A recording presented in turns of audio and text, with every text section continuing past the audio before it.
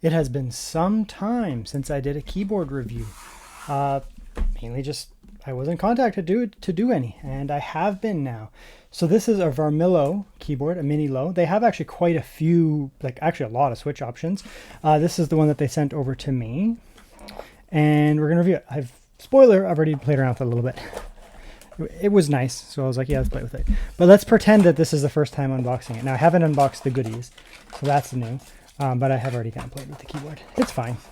So we have the keyboard here in the goodies. We'll take a look at the keyboard first. So it is a natural wedge-shaped keyboard, as you can see there. Very nice.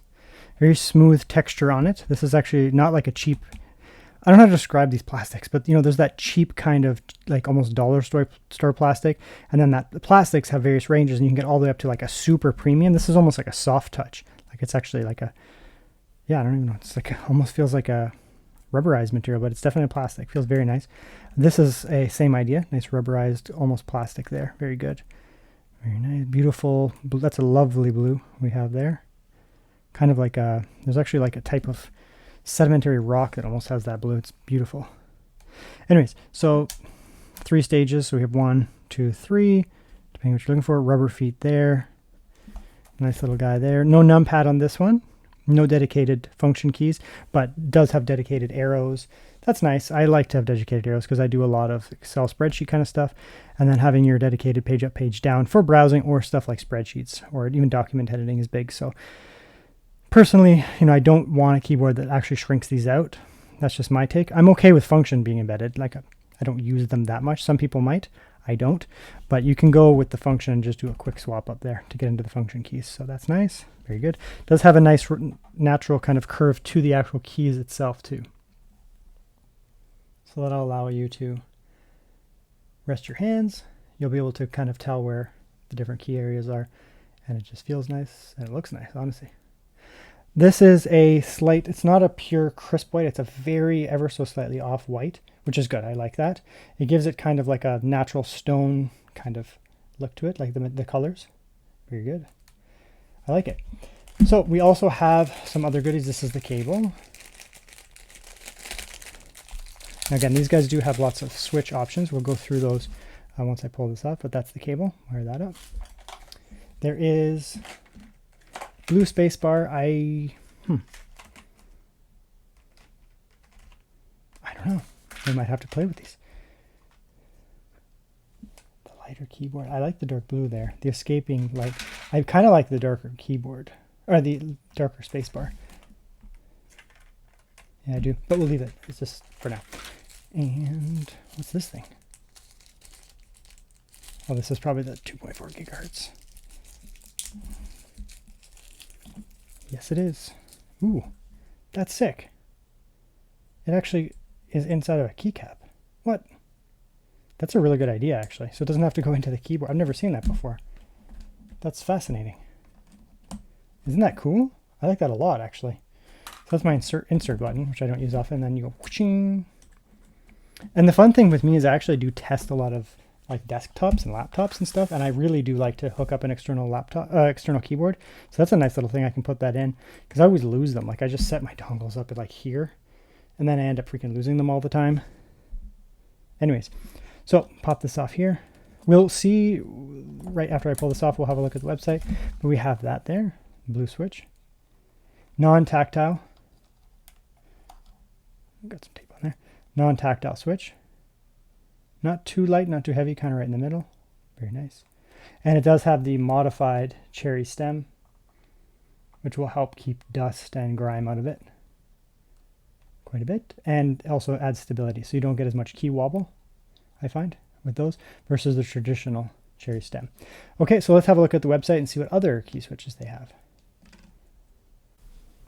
Okay, here's a look at the website. I'm doing this right now because there's still a Black Friday sale on. This will go live a little bit later, and it'll still be Black Friday. So jump in, and if you're going to grab it, grab obviously the Black Friday sale with the coupon. Black Friday 15. I'm sure there's other sales when this ends, but lots of different options here. That's the Bluebell, which is what I have today. It's just a beautiful color. The latte one is also very nice. I like this a lot, actually. Rose is that nice pinky thing. I like all of them, to be quite honest. I like all of them. Lots of different switches here. You can pick the one you want. So right? You can come in here and be like, what are these? And this is what we're rocking today. Here they give you the different information here, the operating force, how much does it take to max out, how much does it take to actually actuate the key switch, how much travel, etc. Are they lubed or not? Looks like they're all lubed, which is good. They feel nice and smooth. Yeah, and another nice thing about this, it does feel very robust. It's not the, like, it is a plasticky material, but you can definitely feel there's a lot in, like, there's a back plate in there that's giving it nice rigidity. The actual device is very rigid as well. No flex on it. Good weight to it. Good hand feel. So if you're using it as a traveling keyboard, it does feel quite robust and nice. But let's get it wired up, and we'll give it a quick test here. I'll leave a little bit of like room lighting because I don't necessarily use my products in pure darkness.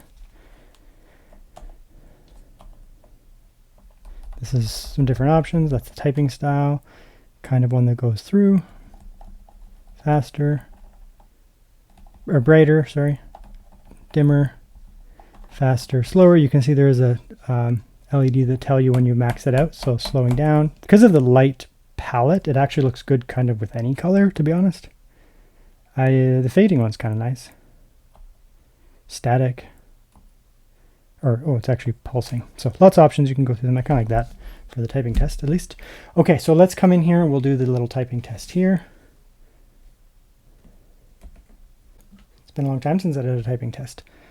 Okay, let's get started.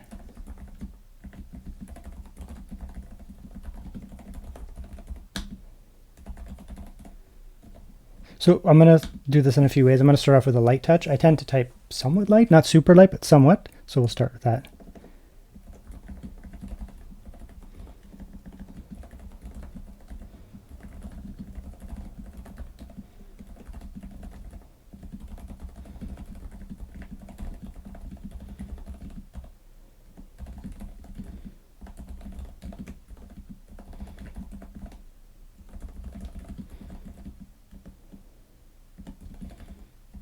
Man, this thing feels like buttery smooth. Holy smokes. It does feel like not tactile, but you can feel that it's a mechanical switch. It's snappy and responsive, but man, is that buttery. Wow. These are really nice switches.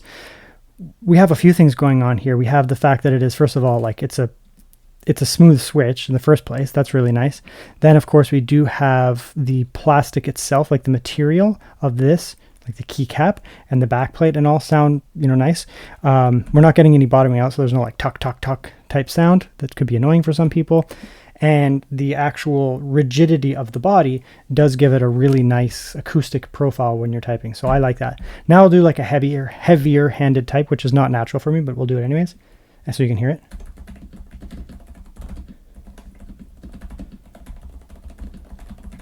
I'm going to get way more typos, but actually this feels really nice too.